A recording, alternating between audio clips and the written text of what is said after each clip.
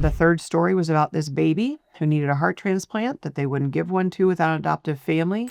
I did want to ask you because you as far as pro-lifers go, you have perhaps one of the most genuine pro-life stories out of everyone that I know in terms of putting action behind your beliefs. So, your son Samuel, tell me about him. Well, I can't tell you about Samuel without kind of painting this backdrop of what the family he came into. So, as of last Friday and a week ago, my husband and I have been married for 34 years. Yes, I got married when I was 20, uh, Nice. for real. Um, Big fan of young and marriages. hey, it worked. He was Mary was the 26, same but I was age. 20. Mary was Yeah, the same age, my wife. yeah. When you're ready, you're ready. And it doesn't mean that it wasn't without bumps and everything else in the beginning, but we have 5 adult children now. And when our number 5 child, had just been sent to college, was the middle of COVID, so 2020, and God told us to sell our house in Iowa. It was a 158-year-old historic home. We thought it was our forever home. We were only the second owners, and, even in Iowa, they shut down pregnancy centers. And so my client work was drying up, and then I had some for-profit clients that were doing business in Illinois, and Governor Pritzker shut them down. So we just went to the Lord and said, "Okay, what are we gonna do? We've got to pay bills." And the Lord said, "Sell your house." And we said, "Oh, okay, well, that'll be a minute. It's the middle of COVID." And and our house is 158 years old, and we're the only it was on the market 3.5 years before we bought it. So we put it on the market, and the day we listed it, it sold for full price. So we said, "Okay, good for being obedient," but Oh, we didn't have any other clear direction after that other than, to move into an RV, to stay mobile, stay flexible, right? When you don't have an answer from God, you have to stay flexible. So we did that, and one of my pregnancy centers at the time said, "Hey, we're getting ready to try and bring back our, nurses. Find me some money." And I said, "Well, have you heard of the CARES Act? Let's create a registered apprenticeship, a super nurse program recognized by the Department of Labor." And so we created this super nurse program, and under a $250,000 grant in Iowa, rolled it out and trained 9 nurses. We also got a forensic colposcope because these nurses were not only trained in what you would think for a pregnancy center with ultrasound and fem, and sex trafficking awareness and so on, but they were also trained as sexual assault nurse examiners. So we got a forensic colposcope, so that women had an alternative to the emergency department if they had been raped, or as most all pregnancy center policies state that they need to send women to the emergency department for a sexual assault exam if they've been reported sexual assault within the last 120 hours.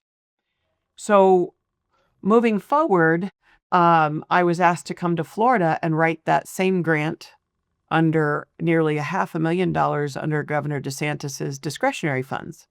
And in doing that, after just sending our youngest to college, we heard this story about a baby they wouldn't give a heart transplant to, without an adoptive family.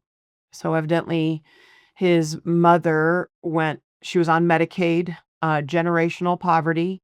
She went to her anatomy scan and found out that this baby had right hypoplastic heart and pulmonary atresia, and he had a 22% chance of living. And the doctor said, "You should just terminate, get an abortion." But because she was on Medicaid and we still had the Hyde Act protecting, Medicaid in the state of Florida, that was not an option for her, praise God. And so her next alternative was to take a Greyhound bus 5 hours from the Panhandle to Gainesville, Florida, which was the closest, transplant center, and deliver there, where he might have a chance to live. And so this little baby was born at 38 and a half weeks, immediately put on an LVAD or a Berlin heart, that mechanical heart that beat outside of his body. And by the time I was well into rolling out this grant to 22 pregnancy centers and 34 nurses across the state of Florida, Catholic Charities uh, was in a conversation with me about wanting to upskill their nurses. And I just said, hey, tell me about some of the adoption work you're doing. And the third story was about this baby who needed a heart transplant that they wouldn't give one to without an adoptive family. He'd had 3 massive ischemic strokes at that point, and they were looking for a family. And I said, what's involved in a home study? And they told me, and I went home and told my husband about this baby, and I didn't say anything else. And then a couple days later, my husband was having a procedure done, and he came out of the surgery, and we were driving home, and I said, "Remember that baby?" He says, "Yeah." And I said, "Well, what about us?" And he immediately, without missing a beat, said, "No." And I said, "Well, why'd you say no so fast?" He said, "Well, I don't want my heart broken. I don't know. You just said they don't know if he's going to live 2 weeks, 2 days, 2 months, or 2 years." And so I thought to myself, okay, I can work with that. He thinks he might get his heart broken, which means he might fall in love with this child. But you cannot go into adopting a medically complex child with one person being all in and the other saying no. You just don't do that. And so I basically did a Gideon's fleece, and I said, okay, then Lord, if you want us to have this baby, you are going to have to burden my husband with this, and he will have to come back to me. And if anybody knows me, they know that the miracle in this entire story is me keeping my mouth shut for 5 days, because that's how long it took for him to come back and say something to me. He came in my office and he had tears in his eyes, and I remember looking at him saying, "What is wrong with you?" And he said, "I don't know. I keep thinking about this baby. And we haven't even met him yet." And the moment he said those words, the phone rang. And it was Geraldine Ryan with Catholic Charities. And she was all bubbly on the other end of the phone. And she said, "Hey, my nurse Nan says you might be interested in this baby." And so But you're we saying that was went. right when you were having that Pardon? conversation? You're saying that was right when you were having Yes. that conversation? He said the words, "We haven't even met this baby yet." And the phone rings. Wow. And yep. And so I was like, "Oh, I got him on the hook here. Okay." So I said, "We haven't even met him yet," to her, just echoing his sentiment. And she said, "Oh, well, let me call the hospital and see if you can meet him." And within 2 hours, we were at Shan's meeting this little baby that had tubes coming out everywhere. At that point, he had had 4 strokes. He, they were trying to keep his weight up so that he could get the heart transplant. And he had matched for a heart 4 times before that, but they had turned him down because there was no aftercare, no adoptive family, which is almost unheard of because he was 7 months at that point. And so we're there, tubes everywhere, and they decide in that moment while we're there visiting him that they're going to put an nasojejunum tube or an NJ tube in him so he could eat. And they give him morphine after, but he was screaming. It was just a scene. And medical stuff doesn't really freak me out, but I thought for sure my husband would be like, "Nope, nope, nope, we're out." And so um, we get in the elevator after being there about 2.5 hours, and we both lean back and just let out this big sigh.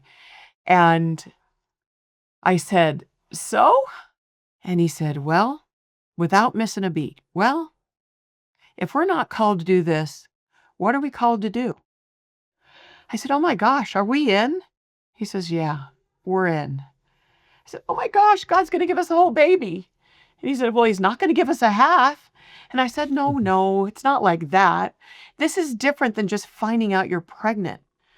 When you say yes, when you give God your yes, and then he honors that, the just the honor in that whole process and realizing you've been selected to care for this precious child, that God has this immense purpose for the child's life, for your life, the requirement on your marriage, your relationship with God, the demands required in caring for a medically complex child, all of that, that you got tapped, you got picked.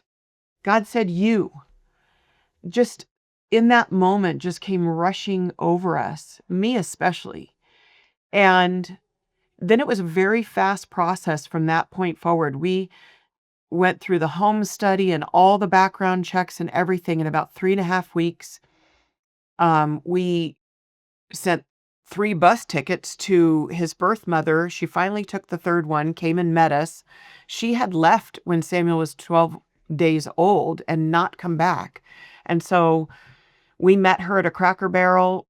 We told her about our family. We brought our youngest son at the time, brought pictures of our family. And the only thing she asked us was, when he dies, will you invite us to the funeral? And I said, oh, well, of course we would, but he's my baby now. He's not dying. God has a plan for this child's life. I just want you to know we're going to care for him very well. And so we left, and the notary and attorney came in, and she terminated parental rights, and we held our breath for 72 hours in case she was going to change her mind for some reason. And we started visiting him at the hospital because from that first time we had met him, we weren't allowed back until the adoptive placement court order was in place after TPR. And so between myself and my 2 sons that were available and in the area, and my husband, we were there at the hospital 5 to 9 hours a day with Samuel. And 2 weeks and 2 days later, he matched for heart a 5th time. He got his heart transplant on June 14th, 2021. And we brought him home from the hospital, first time he ever left since birth, on July 27th, 2021. And the adoption was finalized on December 21st, 2021.